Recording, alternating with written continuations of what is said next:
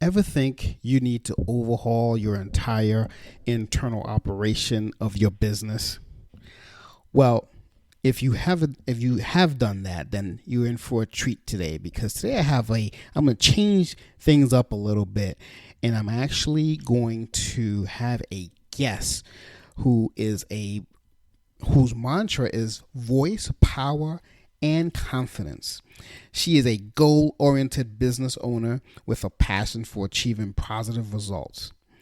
As an emotional intelligence business and executive coach, she changes the way businesses engage their employees and clients. She emphasizes the human element with a focus on diversity and inclusion. She is an active member of the Tri-State Diversity Council here in New Jersey and an advocate for the women professionals and entrepreneurs. Through her educational talks, workshops, and writing, she inspires women, leaders, and business owners.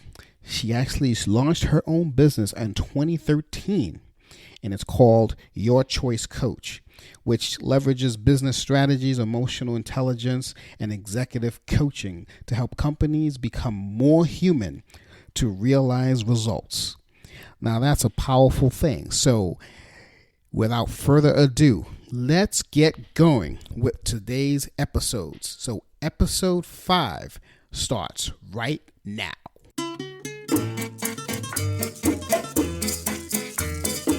Hello, and welcome to Marketing Solutions for Local Businesses, the podcast where you will discover all the latest and greatest digital marketing tools, tips, and strategies you will need to implement in order to stay ahead of your competition. If you are not getting the results you are looking for from your digital marketing efforts, this is the podcast for you. And now, here's the host of our show, the local business guy himself, Frank Deming.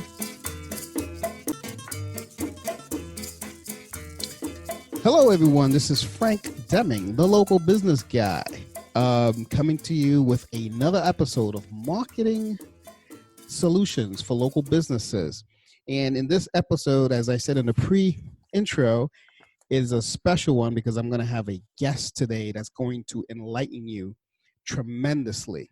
And we're going to be talking about International Women's Day, Foundations for Creating an Inclusive Culture. I am so excited about hearing about this.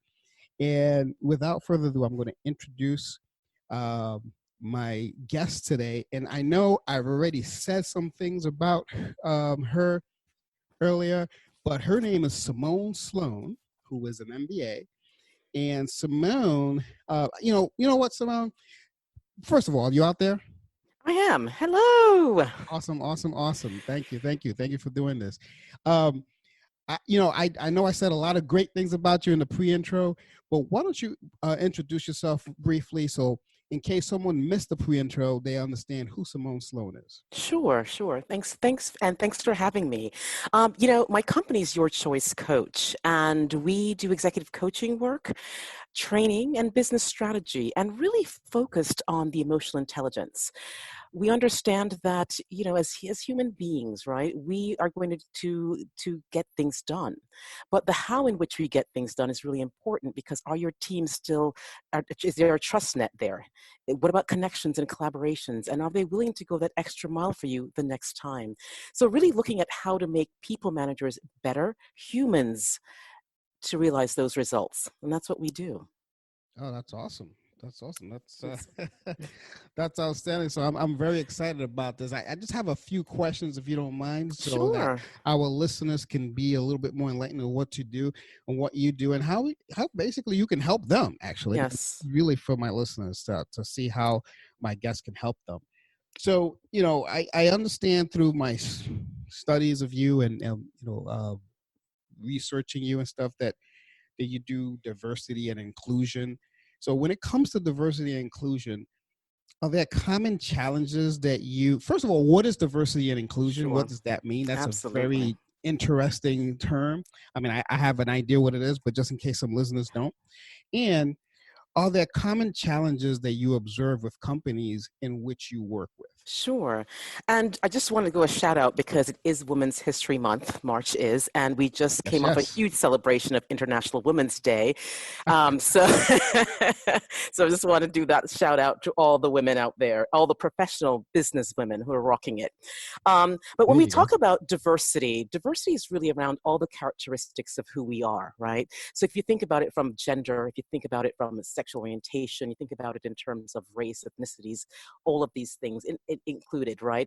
And so even if you even want to broaden it out in terms of thinking of in terms of how we work, our geographical locations, our values, all of these things play into what diversity is. Inclusion now is a space allowing all of these different characteristics to really show up powerfully. And I say that because people are always wanting to be themselves authentically, but maybe the environment, the culture, the system in which we operate doesn't allow that. But what inclusion does allow is the space to create that. And so Wow. sometimes people collapse diversity and inclusion. And often ask that same question: what does diversity mean to you? What does inclusion mean to you? Because it means so many different things. Exactly.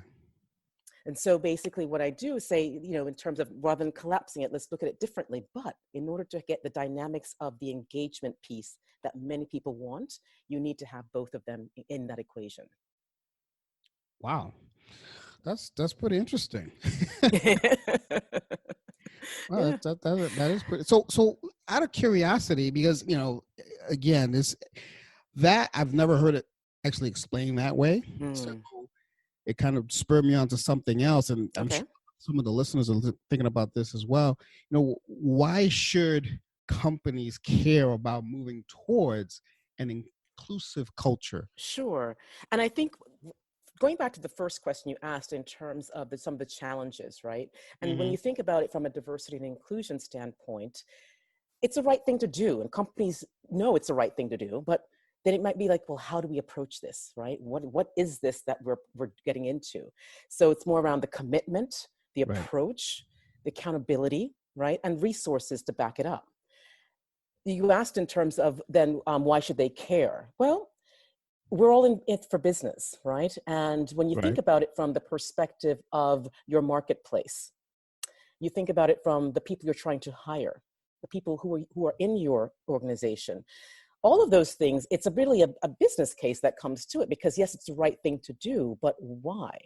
And if you look at some of the studies that have come out from they say 2040, 2050, whichever study you want to look at, there's not going to be an ethnic majority. And if you think Hmm. about that, that's a huge thing, right? That's a huge shift in terms of the demographics of your marketplace. And if you don't understand what that trend looks like, how are you going to be able to connect to them? How are you going to influence them? How are you going to just have conversations to move them towards your branding as opposed to someone else's, right? Yeah. When I did your intro, your bio, you've been around since 2013. So I'm assuming you've seen a lot of this. Talk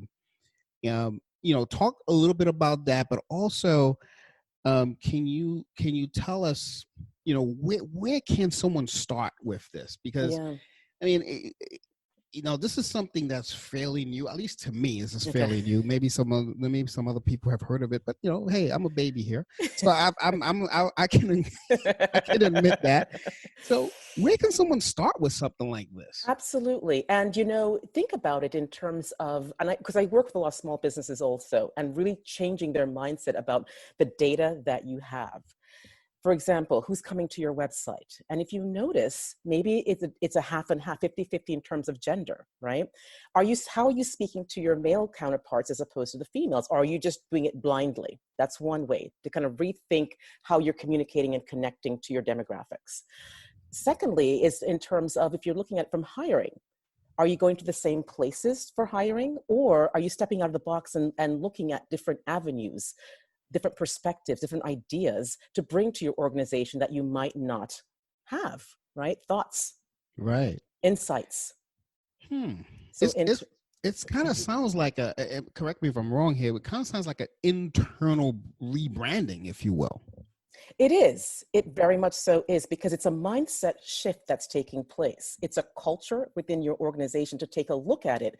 And I know sometimes when we're small businesses, we're not even thinking about culture because we're trying to get things off the shelf and our services in front of someone else. So that's like maybe the last thing you're thinking about. But as you are growing, you're hiring people and you have a set of values that you want to make sure it continues to be operationalized across your business. And so if diversity or inclusion is not even in one of your values, that's another place to take a look at and say, well, why isn't it? Or I never thought about it, and maybe it should be, because then it becomes more intentional around your branding, around your communications, right, and around your behaviors.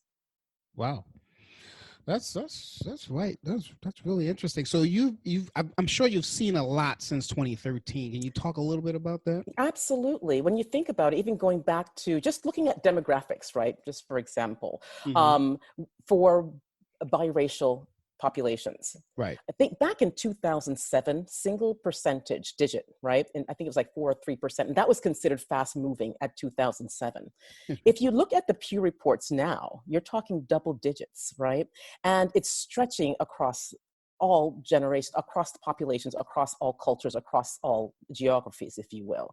So just from that perspective alone. But what's interesting too is that when you look at companies and they have more hierarchies, you'll find that in the lower levels of the organizations, you have more diversity, more women, more people of color, maybe Asians, Latinx, African descent.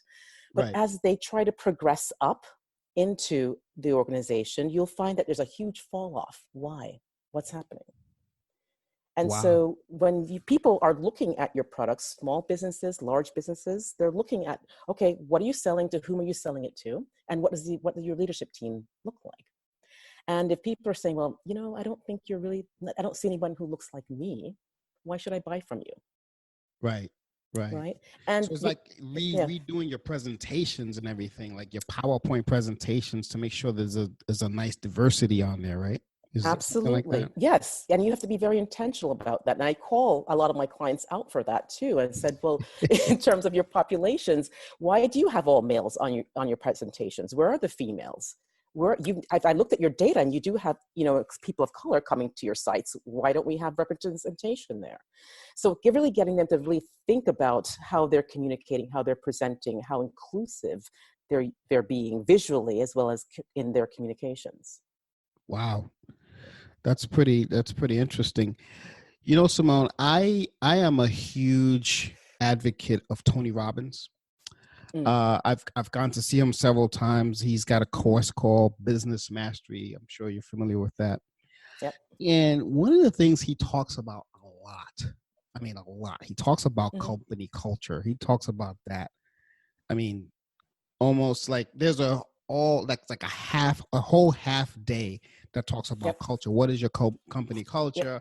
Yep. Are you a stuffy type of business, or you're a loosey goosey type of business, or you're a millennial business, et cetera, et cetera. He gives you all that kind of stuff. So Right. out of curiosity, what behaviors should companies reevaluate as it pertains to their culture? Oof. Wow. Okay. So that's a really great question. And I say that because there's so many different ways through which to answer that. And there's no one bullet answer, right, in terms of Right. that silver bullet to it. But if you look at, I don't know, and sometimes I But start with. hey, and then I tell you, Simone, that we only look for silver bullets on this podcast. I forgot to warn you about that. Uh-oh, uh-oh. Really and truly, I start with the baseline. What are your values and how are you operationalizing them? Meaning, you say these words, but are they really alive in your organization? And can people actually tell you what they are? Right? Because if you ask people, they may have a whole other list of values that they see in the organization. So how consistent are you with that, first of all? Right. Then looking at leadership, right? Your business team, your business owner, right? Hmm. And from the leading by example. If you Right. want people to show up on time to your meetings, are you showing up on time to your meetings? That's funny. those are some of the things I look at. Then also in terms of the, what are the breakdowns? Because things are changing so rapidly, and how adaptable and flexible are you within your organization, within the company, right? Is it Right. just going down one way and sticking to it regardless, even though you might have people who are younger than you who see different things? Are you open and being flexible to hearing some of their insights, what Right. they see in terms of that lens? And that's also another thing too, that I look at that. Then where do the breakdowns of when you're trying to initiate a change, where do the breakdowns take place? What are the Right. biases that you have that might be hampering you to move forward? And then looking at it from, are you being really true to your vision at the end of the day, Right. right? Right. That's outstanding. Mm. Listeners, I got something that wanted to share with you. We'll get more into this later, but Simone has an article that she'd like to share with everyone, and I'm going to put a link to it in the show notes. And it's basically how to build an effective team by shifting from me to we. That's an awesome title, and that's one of the things that Simone's going to be distributing here as a result of being this podcast. So I suggest you guys check that out in the show notes here, and kind of consume that content there. But let me ask you, who do you normally work with? Like, who's your ideal customer? Mm.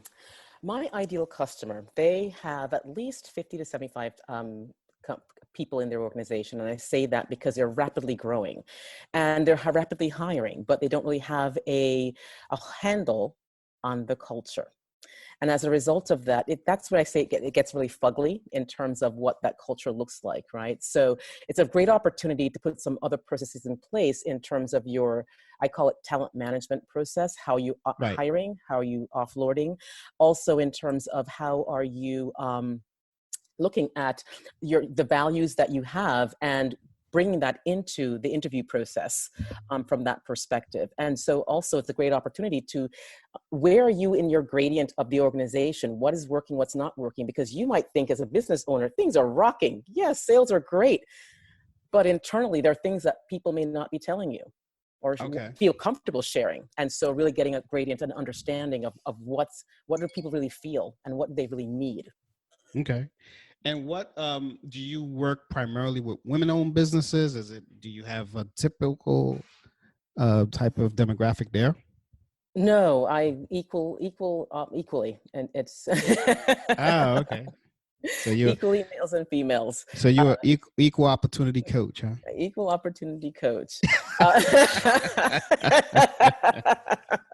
All right, that's cool. That's cool. yeah, but I'd really look at the size of the organization in terms of number of people, because I think that really drives the overall helps them to kind of really steer it and what's going on from a cultural perspective, and helps the business owner get it more strategic in terms of not only the strategy, execution, cash flow, but the people. And the people piece is a huge piece because we're putting so much time there. Right. And if you're not getting the ROI there in terms of their happiness, then it's going to ricochet back out into your marketplace. And Oh, that's your customers. yeah, that's outstanding. So your website is SimoneSloan.com as well as yourchoicecoach.com. Other than your websites, how else can people get a hold of you if they have any Oh, questions directly, or sure. if they just want to check your business out? They can check me out on LinkedIn, actually. I'm Simone Sloan. You can search me LinkedIn. On That's how Twitter, you and I met, right? yes, that's exactly how. The power of LinkedIn. That's right. Um, and then also Twitter, aim, inspire, grow. You can send a tweet there too, or a message. And then Facebook, you can reach me at Your Business Greatness. Awesome. Yeah. So I am I'm gonna put all that stuff in the show notes. So in case you're driving, I don't want you guys to crash or anything like that. Don't worry about it. It's on the show notes. I mean, this has been wonderful, Simone. Is there anything else that you would like to share with our listeners? Any insights? Anything that you see coming up as change in 2020 or 2021, or et cetera, et cetera? Well, there's so much uncertainty, but you know what? As long as you're able to be adaptable and flexible in the uncertainty, that's key. I'd also say in terms of how you take in the insights, make sure everybody is being heard, even the ones who are being quiet, because they're the ones who mostly have a lot to say and can help you move that business forward. Oh, I like that. That's a awesome closing statement there. So once again, Simone, this has been a great interview. Thanks. I really appreciate you coming on the show. I know the listeners got a lot of it. Again, I'm going to put all of her links in the show notes. Take a look at that article, How to Build an Effective Team by Shifting from Me to We. That is going to enlighten a lot of teams, a lot of business owners. I think you guys are going to love it. So again, I'll include that in the show notes. And for all of the listeners, again, this was Frank Deming, the local business guy with marketing solutions for local businesses. You guys can always reach me on Facebook. All my links are in the show notes as well. lbmsllc.com is the website. And that's it for this episode. Take care, and I'll see you next week. Bye for now. Thanks for listening to another episode of Marketing Solutions for Local Businesses, the podcast where you will discover all the latest and greatest digital marketing tools, tips, and strategies you will need to implement in order to stay ahead of your competition. Don't forget, any links that were mentioned during the broadcast will be available to you in the show notes, so be sure to grab them while you have the chance. Incidentally, if you have any topics that you would like for us to discuss on the show, be sure to send an email to the email provided in the show notes, or click the Contact Us link and let us know what topic you would like us to help you with, and we'll be sure to add it to our schedule.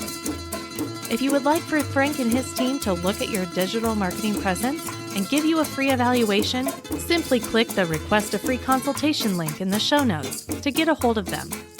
That being said, until our next episode, make it a successful digital marketing day. Peace out.